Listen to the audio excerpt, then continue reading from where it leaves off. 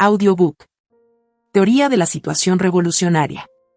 De Shafik Handal. Hacia junio de 1987, y para la inauguración de la capacitación en la educación política, para el desarrollo de cuadros en la etapa final de la Guerra Popular Revolucionaria, Shafik Handal ofreció una larga exposición sobre el devenir del movimiento revolucionario que hasta ese año se había gestado. Un fragmento de dicha exposición es la que tienen en sus manos.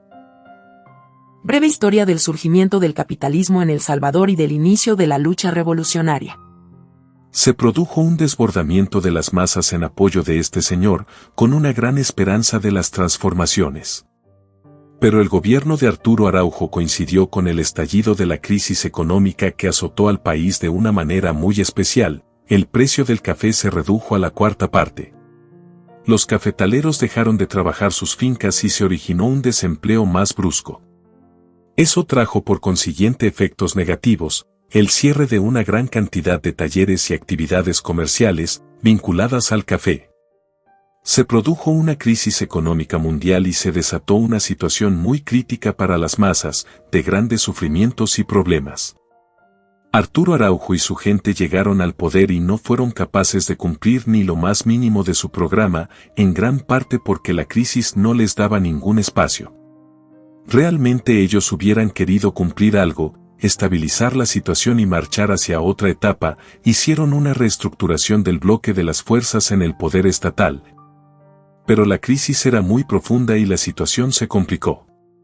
El Estado no pudo pagar a los empleados, ni los salarios de los oficiales del ejército. En ese tiempo el ejército tenía un cuerpo de oficiales bastante atrasado y pequeño, no existía escuela militar. Lo último que se había formado era solo una escuela de cabos y sargentos. Una misión de militares alemanes vino a tratar de mejorar la organización del ejército. Luego llegó una misión chilena encabezada por un oficial que después fue presidente de la República de Chile. Los oficiales tenían formación bastante vinculada a las concepciones alemanas, porque las relaciones económicas más fuertes de nuestro país eran con Alemania. La mayor parte del café era exportado hacia Alemania. Estados Unidos no era consumidor de café. El ejército no desempeñaba un papel destacado en la política del país. El propio ministro de Defensa no era ni siquiera militar, era civil, cosa que no volvió a ocurrir después. Entonces, desde el punto de vista de su peso y la influencia política, era un sector un poco marginal. Es así como se montó de candidato a la presidencia a Arturo Araujo y de vicepresidente, previa alianza entre ambos, al general, de fila, Maximiliano Hernández Martínez. Dejar de pagar salarios al ejército le trajo un gran lío al interior de este. Araujo no cumplió sus compromisos con la gente. En las masas se produjo una gran desilusión y luego una fuerte radicalización.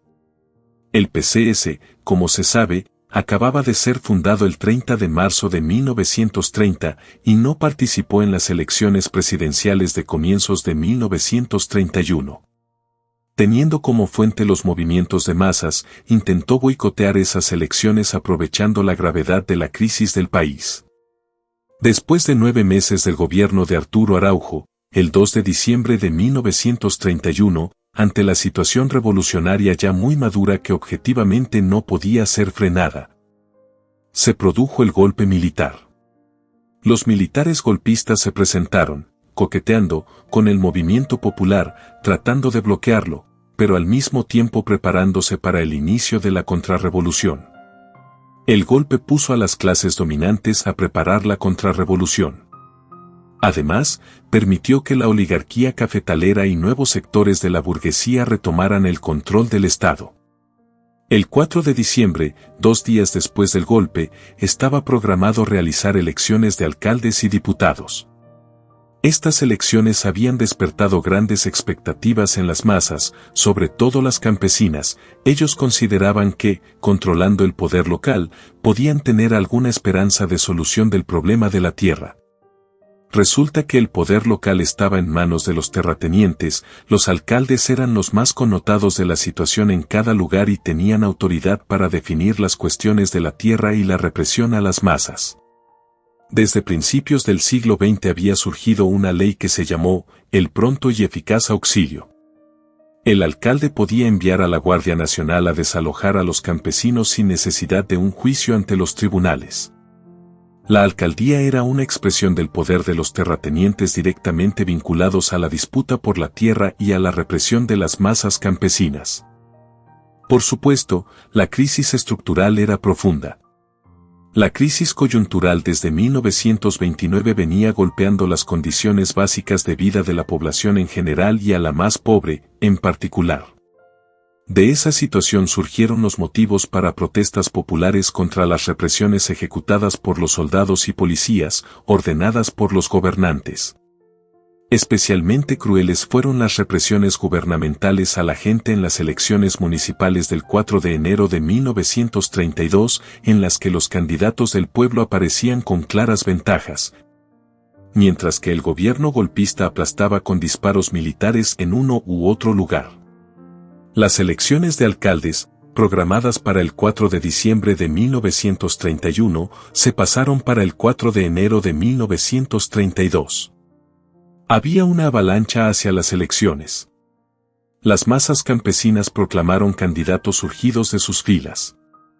En ese tiempo podían promover candidatos independientes, en un lugar escogieron a un zapatero, por allá a un sastre, por otro lado, a un campesino.